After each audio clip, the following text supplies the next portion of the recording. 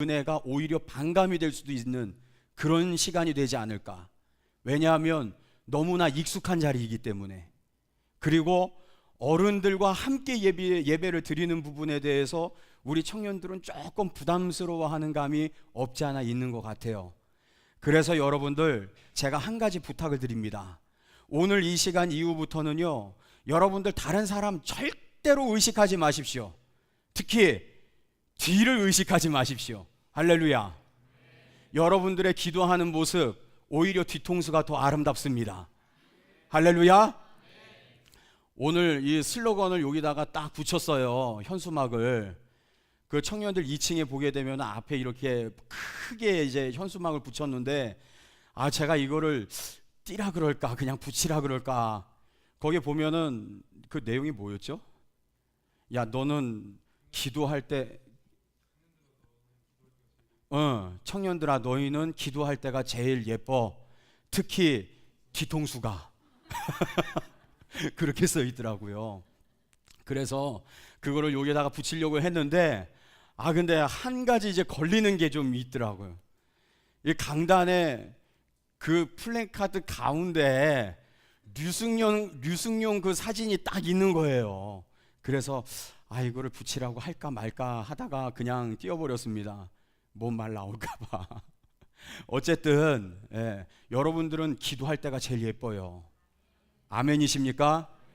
근데 기도하는 모습이 보여져야 돼요. 뒤에서도. 그럴 때 뒤통수가 가장 이쁜 거예요. 할렐루야. 그런 의미에서 저 반쪽은요, 불을 좀 꺼주시면 참 감사하겠습니다. 그러면 뒤를 조금 더 덜 의식하시겠죠, 여러분들이. 자, 이제 의식 안 되죠? 의식돼야 안 돼요.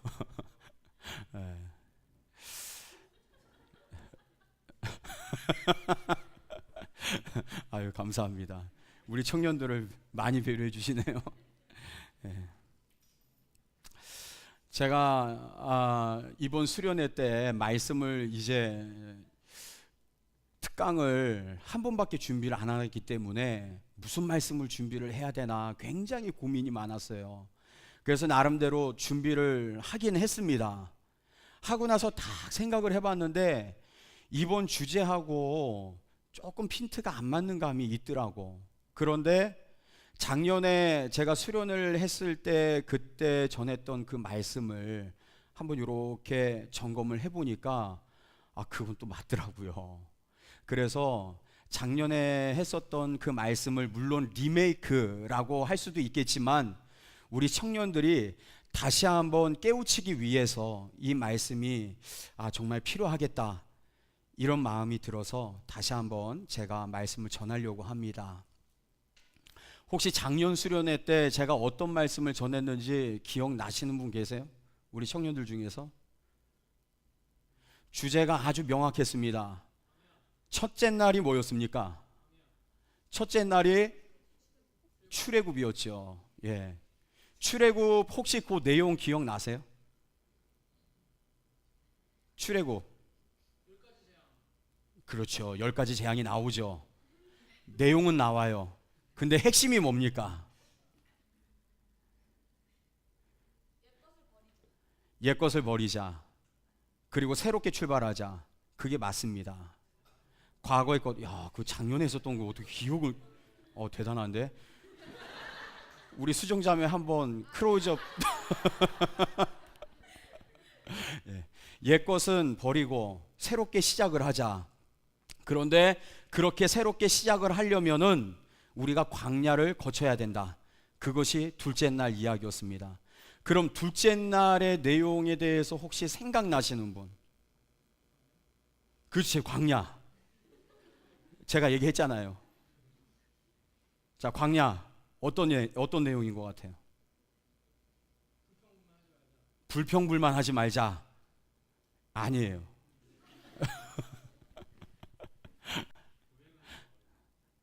누가? 뭐 하자고요? 노예 근성을 버리자? 그건 제가 지지난주에 했던 말씀이고. 지지난주가 아닌가? 한 달 전인가? 오늘 바로 그 광야에 대해서 이야기를 하는 것입니다. 예, 아무도 기억 못하기 때문에 제가 다시 한번 리마인드 시켜 드리겠습니다. 우리가 인생을 이야기할 때요, 여러 가지 정보를 얻어요.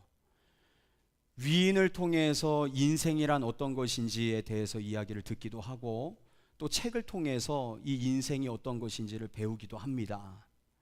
여러 가지 어떤 다른 사람들로부터 인생은 이런 거야 라고 이야기를 듣기도 합니다. 대부분 우리에게 가르쳐 주시는 그 인생관이 있어요. 그건 뭐냐 하면 성공을 위해서 살아가라 라는 그런 인생관을 가르쳐 줍니다. 성공을 위해서 살아가라. 솔직히 우리 부모님들한테도 듣는 것이 항상 그런 이야기일 거예요. 너가 인생의 성공자가 되려면 공부 열심히 해야 돼. 그렇죠? 그리고 이제 어느 정도 자라고 나서 성인이 됐을 때에는 돈 잘 버는 것이 인생의 성공자다. 또는 좋은 직장 들어가는 것이 인생의 성공자다. 이런 식으로 이야기를 합니다. 결국에 이야기하는 것은 무엇인가 하면 인생을 우리가 잘 살기 위해서는 성공하는 인생으로 나아가야 한다라고 그렇게 가르칩니다. 자, 그래서 제가 작년에 비유했었던 그 비유가 있어요. 우리의 인생에 대해서 이야기를 하는 사람들의 대부분의 모습을 보게 되면 산을 올라가는 사람의 모습과 같다라고 이야기를 했습니다. 혹시 기억나십니까? 예. 이 산을 올라가는 데 있어서 산에는 뭐가 있습니까? 정상이라는 곳이 있죠. 이 정상이 바로 목표가 되는 거예요. 인생의 목표를 바라보면서 우리는 끊임없이 도전하면서 달려가고 있다는 것입니다. 인생은 마치 성공이다라는 공식을 세우면서 우리가 살아가고 있어요. 결혼 안 한 사람들에게 있어서 인생의 목표는 뭐가 되는 것입니까? 결혼하는 것이죠. 우리 슬기자매는 어떻게 결혼할 생각 있어요, 없어요? 있죠. 예. 언제 하실 거예요? 능력 될 때요? 자, 능력이라는 목표를 지금 세우고 있어요. 그 목표를 향해서 지금 그 성공을 위해서 달려가고 있어요. 그래서 결국은 능력이 생겼어. 그러면은 어떻게 결혼할 거죠? 그럼 결혼이라는 목표가 또 생겼기 때문에 그 목표가 달성이 됐어요. 그럼 그 다음 목표가 또 있을까요, 없을까요? 그 다음 목표는 뭘까? 육아? 그렇지, 출산이겠지. 애 낳는 게 목표가 되겠죠. 자, 애를 그렇게 해서 가졌습니다. 알을 낳습니다. 그리고 나서 목표가 거기에서 딱 인생의 목표가 끝납니까? 그럼 어떻게 돼요? 또 다른 목표가 생기죠. 그러면 한번 생각을 해보세요. 인생의 목표를 우리는 한 가지를 달성하게 되면 또 한 가지를 달성하게 되고, 또 한 가지의 목표를 달성하게 되면 또 다른 목표가 또 생긴다라는 것입니다. 과연 그러면 우리의 인생의 목표는 산을 올라가는 모습인가? 한 번쯤 생각을 해봐야 된다는 것입니다. 중년 남자들이 가장 고통을 느끼고 있는 게 뭔지 아십니까? 50대 초반이 되게 되면은요, 정년퇴직 때문에 굉장히 고민이 많다고 합니다. 자그마한 아르바이트라도 해서 생계를 유지하지 않으면 안 되는 그런 상황에 놓여 있는 것이 중년 남자들의 고민이라는 거예요. 아무리 대기업을 다녔다 하더라도 50세 초반만 되면은 정년퇴직을 이 회사에서 요구한다는 것이죠. 그렇게 해서 나오게 되면은 막상 할 수 있는 게 없는 거예요. 평생을 그 직종에서 살아왔기 때문에 이제 새롭게 뭔가를 시작한다는 것이 두렵다는 것입니다. 그래서 이분들이 한강에 나가서 우시는 분들이 굉장히 많다는 거예요. 그래서 어떤 분이 이런 분들을 바라보면서 쓴 책이 있습니다. 그 책 이름이 이겁니다. 그들은 소리내어 울지 않는다. 이런 제목으로 책을 썼어요. 그들은 소리내어 울지 않는다. 이게 무슨 뜻입니까? 가정에서도 자신의 그 고민에 대해서 누구한테 이야기를 할 수가 없는 거예요. 자신이 지금 얼마나 지금 고민과 고통 속에 있는지를 다른 누구한테 이야기를 할 수가 없는 거예요. 왜 그런지 아십니까? 자기는 가장이기 때문에 그런 거예요. 한 가정의 가장이기 때문에, 자신이 책임을 지고 있기 때문에, 그래서 누구한테도 이야기를 못한다는 것이죠. 굉장히 마음 아파합니다. 우리 청년들은 취업이 잘 안 돼서 그것 때문에 고민할지 모르겠지만, 우리 청년들보다도 사실은 더 마음이 아프고 힘들어 하시는 분들이 우리 가장이라는 거예요. 한 가정의 가장. 자, 이렇게 해서 정말 대기업을 다녔다 할지라도 나중에 이제 정년 퇴임을 하게 되면은요, 그때 생각이 무슨 생각이 들어지느냐. 아무리 내가 정상을 찍고 그 정상을 쭉 유지했다 하더라도 내가 다시 내려올 때가 있구나, 그걸 깨닫게 된다는 것입니다. 그러니까 내려올 때 보게 되면 자신은 패배자라는 그런 의식을 갖게 되는 거예요. 지금까지는 성공의 길을 갔다가도 언젠가는 다시 내려오게 된다. 이것이 중년 남자들의 고민이라는 것입니다. 여러분들이 인생의 그 궤도를 지금 걷는다 할지라도, 그래서 여러분들이 열심히 지금 노력을 해도 나중에는 후회할 날이 올 수 있게 된다는 것이죠. 여러분들 어떻게 극복할 거예요? 여러분들 제일 중요한 것은 마음이에요. 여러분들이 정말 이루고 싶은 일들을 다 이뤘어요. 그런데 어느 한순간 하락의 길로 가고 있어. 그럴 때 여러분들 그 마음 추스릴 수 있을까요? 우리가 오늘 고민해야 될 부분이 바로 그 부분이에요. 내가 인생이라는 것을 어떻게 생각을 해야 되는가? 과연 세상 사람들이 생각하는 그 성공의 궤도에 오르는 것이 내 인생의 목표가 되어야 되는 것인가? 아니면 성경이 이야기하는 다른 무엇인가가 있는가? 한번 찾아보셔야 된다는 거예요. 그럼 성경에서는 인생이란 뭐라고 이야기를 할까요? 생각을 해보세요. 자, 많은 사람들이 인생은 산으로 표현을 하고 있습니다. 그러면 성경에서는 인생을 뭐라고 이야기를 할까요? 좀 크게. 그렇죠. 광야로 표현한다는 것입니다. 성경에서는 인생을 광야로 표현을 합니다. 절대 산으로서 말씀을 하고 있지 않아요. 광야로 표현하고 있어요. 왜 광야로 이야기를 할까요? 한번 여러분들 생각을 해보세요. 많은 이 땅을 살아갔던 위인들, 신앙의 위인들을 한번 생각을 해보세요.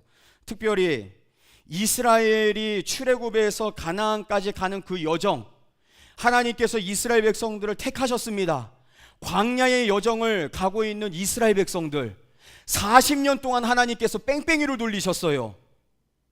이 모습을 바라보면서 우리는 이스라엘 백성들이 이런 모습으로 살아가는 것, 이거 과연 하나님이 함께 해주시는 삶인가? 이런 의구심이 들지 않습니까? 생각을 해보세요. 자, 광야를 걷고 있었던 이스라엘 백성들에게 문제가 있었습니까? 없었습니까? 문제 있었어요? 없었어요? 어떤 문제가 있었어요? 네? 먹을 게 처음엔 없었죠. 하나님께서 만나를 내려주시기 전에는 먹을 게 없었어요. 그럴 때 불평이 있었을까요? 없었을까요? 있었다고 봐요. 또 문제. 민호 형제 뭐라고요? 마실 거. 물이 없었어. 물이 떨어졌으니까 당연히 목이 마르지 않습니까? 목이 마름의 문제가 있었다는 거예요. 또 어떤 문제가 있었어요? 날씨가 어땠는데? 밤에는 춥고 낮에는 덥고 이런 문제도 있었죠. 또 어떤 문제도 있었어요? 네? 그만하시라고요? 더 이상 생각 안 나십니까? 홍해 바다의 문제도 있지 않았습니까? 그 바다를 쫙 바라보면서 이거 어떻게 해야 되나? 뒤에는 누가 쳐들어와요? 애국 군대가 지금 막 오고 있어요. 마음은 급해요. 그런데 앞에는 뭐가 있어요? 홍해 바다가 있어요. 이 홍해 바다를 건너야지만 갈 수가 있는데 진퇴양난이 있었죠. 그때 하나님께서 어떻게 하십니까? 홍해 바다를 어떻게 해요? 갈랐죠? 대답 잘 하셔야 돼요. 자, 홍해 바다를 가르실 때 한 번에 쫙 가르셨습니까? 그러면 천천히 밤새도록 동풍이 불게 만드셨어요. 그렇죠? 마음은 급한데 하나님의 일을 보게 되면은 얼마나 답답해. 그러니까 하나님의 생각과 나의 생각은 같다 안 같다? 절대로 같지 않다. 여기서 다 나타나는 거예요. 그냥 광야, 인생은 광야, 이런 식으로 생각하시면 안 된다고. 이 광야가 얼마나 고달픈 것인지를 여러분들이 한번 생각을 해보셔야 된다는 얘기예요. 그래서 성경은 뭐라고 이야기하냐면 로마서 8장 17절 말씀을 한번 좀 띄워주십시오. 같이 한번 읽어보겠습니다. 시작.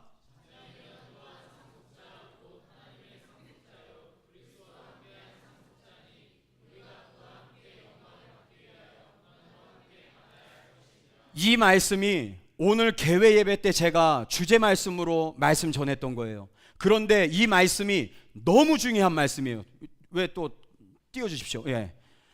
자녀이면 또한 상속자, 곧 하나님의 상속자예요. 이거 누구 얘기하는 것입니까? 예수 그리스도를 믿는 우리 모두를 얘기하는 거예요. 자, 그럼 보세요. 그리스도와 함께 한 상속자니 우리가 그와 함께 영광을 받기 위하여 모두 받아야 된다. 고난도 받아야 된다. 이 고난이 바로 광야를 얘기하는 것입니다. 영광을 받기 위해서는 우리는 고난도 받아야 된다. 옆에 사람하고 인사를 좀 나눕시다. 영광을 받기 위해서는 고난도 필수적입니다. 예, 영광을 받기 위해서는 이 고난도 필수적이라는 거예요. 아시겠습니까? 광야가 그냥 나오는 말이 아니에요. 이 광야는 누구나가 다 하나님을 믿는 사람이면 다 거쳐야 되는 부분이라는 것입니다. 아시겠죠? 산을 오르는 사람에게 있어서는 그 목적지를 바라보면서 올라가니까 그렇게 어렵지 않아 보여. 그런데 광야를 걷는 사람은 목적지가 보여요, 안 보여요? 지도가 있어요, 없어요? 산은 올라가는 방법이 다 있어요. 보면은 이쪽 길도 있고 저쪽 길도 있고, 그렇죠? 그래서 그 목적지가 보이는데 멋있어요. 대부분 언제 그 자매들이 이게 돌변하냐? 이 남자가 내 남자라고 생각이 들어질 때. 무슨 말인지 이해가 안 돼요? 그 두 가지 경우입니다. 결혼을 하거나 이 남자는 이제 내 소유다 라고 생각이 들어지게 되면은요, 그때부터는 쓸데없는 간섭이 들어가기 시작한답니다. 어제 뭐 했어? 어제 11시에 집에 들어왔어? 아니, 어제 그렇게 전화를 해도 왜 전화를 받지 않았지? 이유가 뭐야? 누구랑 있었어? 자꾸 간섭이 들어간다는 거예요. 그러니까 남자 입장에서는 어떻습니까? 막 조여오는 거죠. 이 여자가 이런 여자가 아니었는데 왜 갑자기 이렇게 될까? 이게 이제 이 남자는 내 거다 라는 생각이 들기 시작하고부터라는 거예요. 무슨 말인지 이해가 되십니까? 공감을 안 하시는 것 같아. 어쨌든 그렇대요. 대부분이. 그래서 제가 말씀드리고 싶은 그 요지는 무엇인가 하면, 뭔가 인생을 우리가 목적 의식으로서만 생각을 한다면, 산으로 생각을 하고 우리가 달려나간다면은요, 항상 그 뒤에는 문제가 따르게 된다는 거예요. 우리의 인생은 산과 같지가 않습니다. 광야와 같습니다. 끊임없이 우리는 사실 인생의 끝이 어디서 끝나는지 몰라요. 방황하는 사람과 같아요. 나그네와 같은 삶을 살아가요. 솔직히 내 인생은 이것이 정답이다 라고 생각하면서 지금 달려가고 있는 사람 한번 손 들어보세요. 그러면 그 인생의 정답을 찾기 위해서 달려가고 있는 사람 한번 손 들어보세요. 대부분 그렇지 않습니까? 아닌가? 손 안 든 사람 손 들어보세요. 왜 손 안 들어? 대부분 자신의 인생의 정답을 찾기 위해서 달려가고 있어요. 그런데 중요한 것은 그 답을 찾는 사람은 없다. 그게 답이에요. 무슨 말인지 이해가 되시죠? 인생의 정답을 찾으려고 하면은 우리는 더 미궁 속으로 빠질 수밖에 없다는 거예요. 아예 애초부터 이렇게 생각하셔야 돼요. 내 인생은 광야다. 우리 옆에 분과 함께 인사를 나눕시다. 우리의 인생은 광야입니다. 우리의 인생은 광야예요, 광야. 모든 삶 자체가 어떤 목적이 있어서 달려가는 것이 아니라 한순간 한순간이 다 광야의 생활이라는 것입니다. 그렇기 때문에 여러분들은 그 목적 의식을 조금 바꾸셔야 돼. 여러분들이 지금까지 달려왔던 삶의 방향을 조금 바꾸셔야 돼. 어떻게 바꾸셔야 되냐? 한순간도 하나님 없이는 저는 살아갈 수 없습니다. 하나님의 도우심 가운데 나는 살아갈 수밖에 없습니다. 오늘도 내가 어떤 식으로 살아가야 될지 잘 모르겠습니다. 하나님, 나와 동행하여 주시옵소서. 오늘 내가 이 하루를 살아가는 데 있어서 하나님이 내 인생을 책임져 주시어서 그 인생, 정말 하나님 가치 있는 인생으로 내 길을 이끌어 주시옵소서. 이것이 정답이라는 것입니다. 아시겠습니까? 하나님과 동행하는 인생이 되셔야 한다는 거예요. 이게 너무나 중요하다는 것입니다.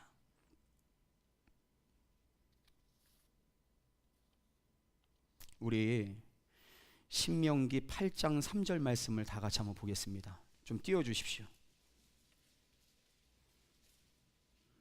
신명기 8장 3절 말씀, 자, 우리 같이 한번 읽어보겠습니다. 시작.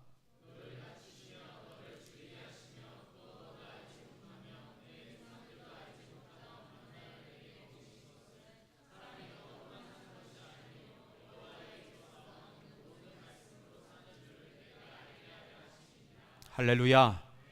자, 여기서 아주 또 중요한 개념이 나오는데, 우리가 그러면 인생을 어떻게 살아가야 되는가, 그 방법에 대해서 이야기를 하고 있는 거예요. 자, 지우지 마시고 너를 낮추시며 라고 되어 있죠. 낮추신다는 게 무슨 뜻입니까? 우리를 겸손케 만드신다는 거예요. 광야길을 걸어가는 사람은 겸손해질 수밖에 없습니다. 왜? 내 힘으로는 방향을 찾을 수가 없어.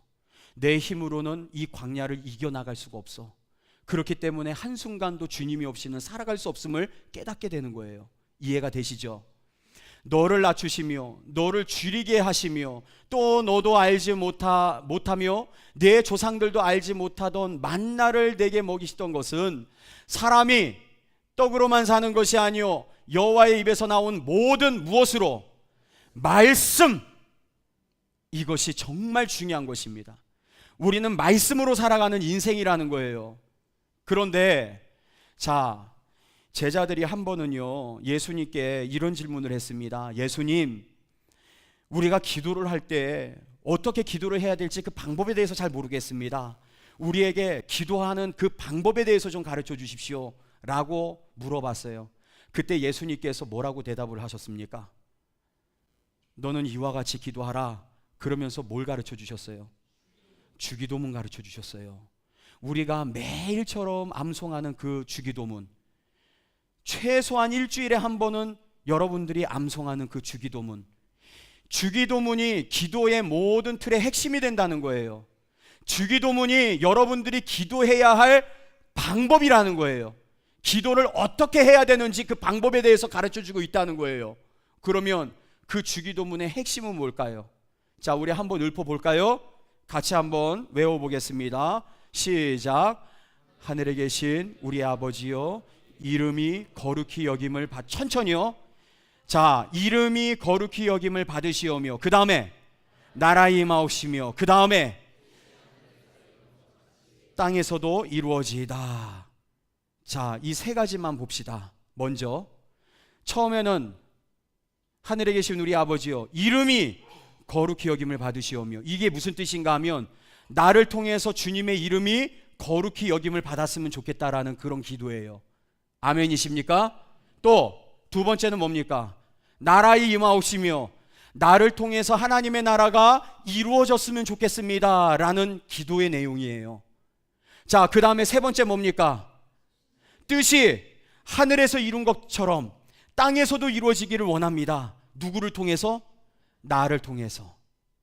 나를 통해서 뜻이 하늘에서 이룬 것처럼 땅에서도 그 뜻이 이루어졌으면 좋겠습니다. 자, 우리가 지금까지 기도했던 방향과 그 틀이 같습니까? 같다면 그거는 바른 기도예요. 그런데 뭔가 핀트가 좀 다르다? 그러면 뭔가 좀 잘못된 기도라고 볼 수가 있는 거예요. 또 봅시다. 그 다음에 나오는 내용을 한번 보세요. 어떤 내용이 나와요? 오늘날 우리가 우리에게 오늘날 우리에게 일용할 양식을 주옵시고, 양식에 대한 이제 그 기도의 내용이 나옵니다. 우리는 양식에 대해서는 기도하죠. 하나님, 양식이 떨어졌습니다. 양식을 주시옵소서. 그런데 그 양식을 얼마만큼 주셨으면 좋겠어요? 풍성하게 주셨으면 좋겠어요. 갑절로 주셨으면 좋겠어요. 물질의 복을 좀 갑절로 은혜를 주셨으면 좋겠어요. 그게 우리의 기도 제목이죠. 그런데 예수님께서 우리에게 가르쳐 주신 그 기도에 뭐라고 되어 있습니까? 오늘 일용할 양식을, 일용할 일이 무슨 뜻입니까? 하루 먹을 양식이에요. 하루 먹을 양식을 나에게 주시옵시고, 이렇게 기도하라고 예수님께서 가르쳐 주셨다는 거예요. 광야 생활을 했었던 이스라엘 백성들, 하나님께서 풍성한 만나를 주셨습니까? 일용할 양식을 주셨습니까? 일용할 양식을 주셨어요. 여기에 이유가 있는 거예요. 기도의 방향성에 대해서 이야기를 하고 있는 것입니다. 뭘 이야기하고자 하는 것입니까? 하나님께서는 왜 양식을 주실 때 좀 풍성한 양식을 주시지, 그렇게 하루 먹을 양식만 그렇게 주신 이유가 뭘까요? 왜 기도를 가르쳐 주시는데도 일용할 양식을 주옵시고 이렇게 가르쳐 주셨을까요? 너희에게 풍성한 은혜를 주시옵시고 이렇게 기도하라라고 가르쳐 주시지 않고, 이유가 뭡니까? 그게 이거예요. 사람이 떡으로만 살 것이 아니요 하나님의 입으로 나오는 모든 말씀으로 살 것이다. 이해가 되십니까? 여러분들은 말씀을 먹고 사는 존재가 돼야지, 이 땅의 것을 자꾸 취하려고 하는 그러한 존재가 되면 안 된다는 거예요. 왜?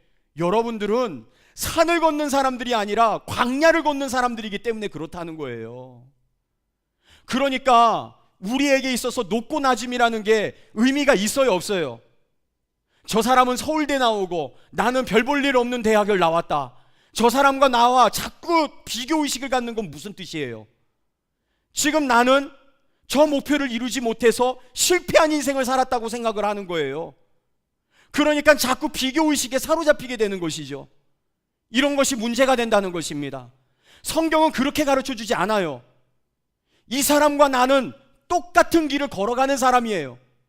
이 사람이 외국에서 아무리 유학 박사학위를 받고 돌아왔다 하더라도, 나는 지금 그냥 막노동판에 가서 거기서 일을 한다 하더라도 하나님 보실 때의 그 기준은 똑같은 거예요.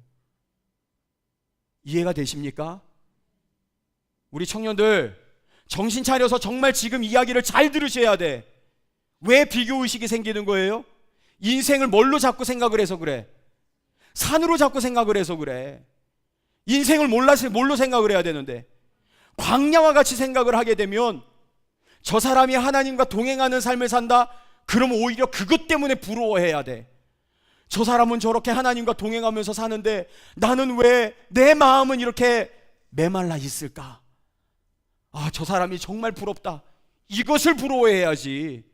그렇지 않습니까? 저 사람이 가진 스펙, 저 사람이 가진 어떤